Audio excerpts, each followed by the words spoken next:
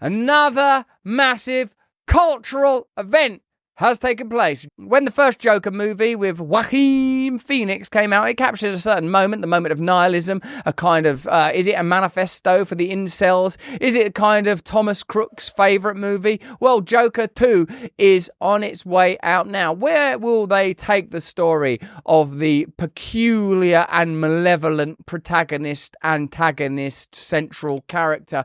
I ain't watched this trailer yet. I feel that the first movie, it's pretty powerful, and I like Tarantino's point that when he takes out De Niro in the chat show scene at the end, you as an audience are kind of willing him to make that rather, if not nihilistic, downright malfeasant move.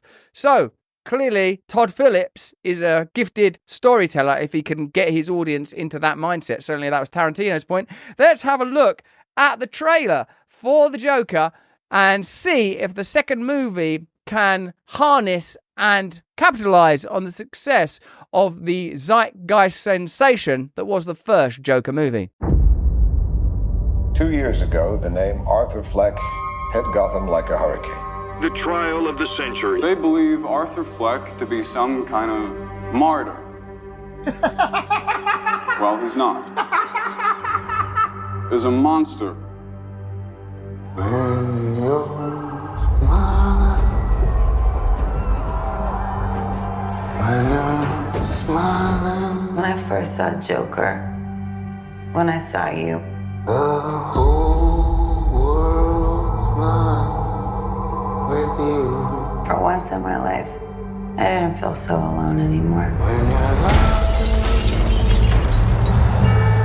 oh, when you're laughing.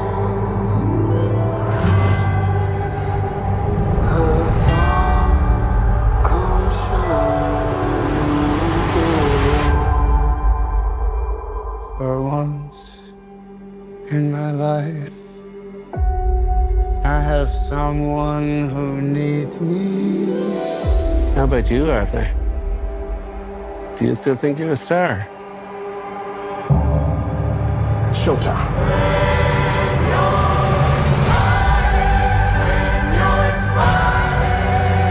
The whole world smiles with you. You can do anything you want. The sun comes You're Joker.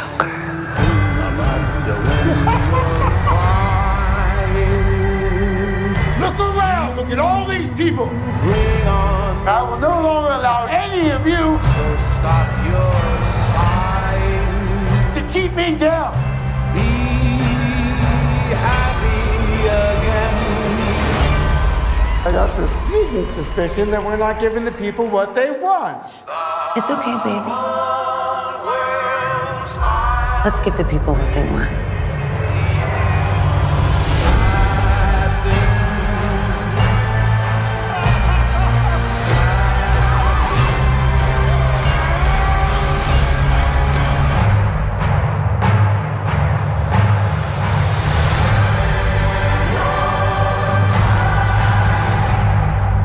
Sing hallelujah. Come on, get happy.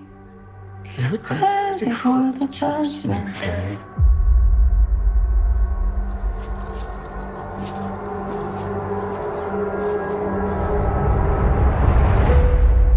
It's an interesting take, I feel, because the initial incarnations and iterations of Joker focus on his criminal ingenuity, that he's like the star of many thrillers, like the criminal mastermind. But this is about pathology, isn't it? It's about pathology and mental illness and nihilism and social decay and social decline. He's not a Joker that's brilliant. He's an inverted victim. That's what this is about. It's very much, I suppose, an attempt, to seem to me at least, on the basis of some of the images there, to capitalize on Jan 6 energy. I bet that'll be some of it. I'm assuming, I don't know what Todd Phillips's political persuasions are, but he's operating out of Hollywood. But nevertheless, what I felt in there was the kind of attempt to harness the pathology of a nation in a hazy, fluxy time. Whether you're a person that's sort of culturally on the left or, a sort of a religious individual or, or of the right, wherever you sit, what we are starting to witness and experience is the sort of hastening high velocity implosion of a culture that was for a long time successful and working well, i.e. the post-war consumer ideal is starting to break down. People no longer believe that if you work hard, you'll be rewarded, you'll go to college, you'll have a better house than your parents, everything's going to be okay. There is a sort of sense of pervasive despair, and what people are looking for, I believe, is an attempt to find meaning once again, and an attempt to sort of invest meaning into nihilism cannot ever succeed. You can't get meaning from the antithesis of meaning. I had a conversation once with Brett Weinstein, and he said that he believed the resurgence of Christianity was an attempt to reboot the last thing that worked. And I take issue with that, obviously, because I'm a Christian, and I believe that there is a divine, sublime truth expressing itself through the life, death, and resurrection of Jesus Christ. And indeed, I believe that nationalism is an attempt to reboot the last thing that worked, and it's a response to global corporatism. That's one of the many modern cultural philosophical paradoxes that we find ourselves within, i.e. it's one world, and we're proud of our heritage, and we're going to have sports tournaments where we sort of celebrate our nation, and yet there are open borders, and we're well aware that we're governed by forces that are beyond the sovereignty of a nation, that real power is not within the political institutions of a country necessarily, but institutions and interests that are transcendent of them. That's the whole deep state global corporatist purview, isn't it? And a figure like, Arthur Fleck there, and the attempt to sort of introduce a love story, which I guess is just necessary if you're going to create another movie that it's not just the same movie again, seems to me that it's riding on the pathology of that nihilism. Yeah.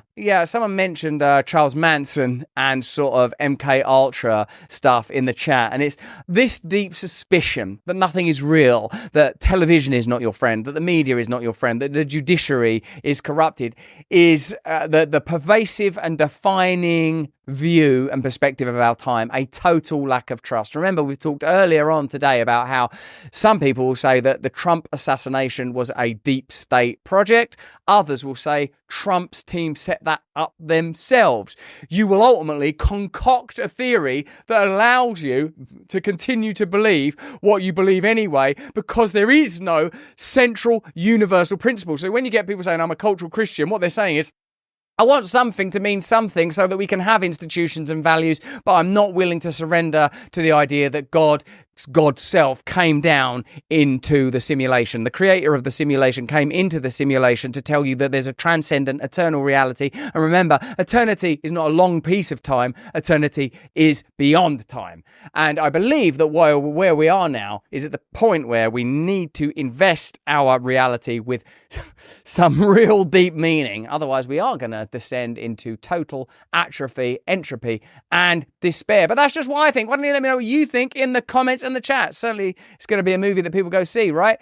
We can't continue to bring you this beautiful content without the support of our partners. Hey, this is exciting. We've got a great partner today. It's Rumble. But beyond Rumble is Rumble's latest venture. Let me ask you first, are you a Sleepy Joe type character with zero cognitive performance, struggling to muster focus and brain power for basic things like running the United States of America? You gotta stop drinking woke liberal coffee that hates you and your way of life and start your day by drinking Rumble's very own 1775 coffee. This is gonna be the best tasting coffee you've ever had. Seriously good, ethically sourced from a family farm in the high altitude mountains of Bolivia. Not in the Bolivian lowlands run not by a family but by a single man still living with a pet. No! Instead of waking up and drinking your big corporation-owned woke ideology coffee that's probably making you sick from the pesticides it's sprayed with, try Rumble's 1775 revolutionary coffee. Support freedom of speech. Build a parallel economy that actually values you and loves you. My favourite? It's dark, of course. I've always found the lure of the dark irresistible. I'm sorry, how can I stay mad at you? But you're just going to have to wait over there for a little while. Level up your morning routine with a 1775 coffee. Sleep all night knowing your hard-earned dollary dues are going towards supporting freedom-loving creators like me on Rumble. Visit 1775coffee.com now, pick up your first bag, use the code BRAND to save 10% on your first order. Oh, come on. Why choose, you know? Okay, back to the content.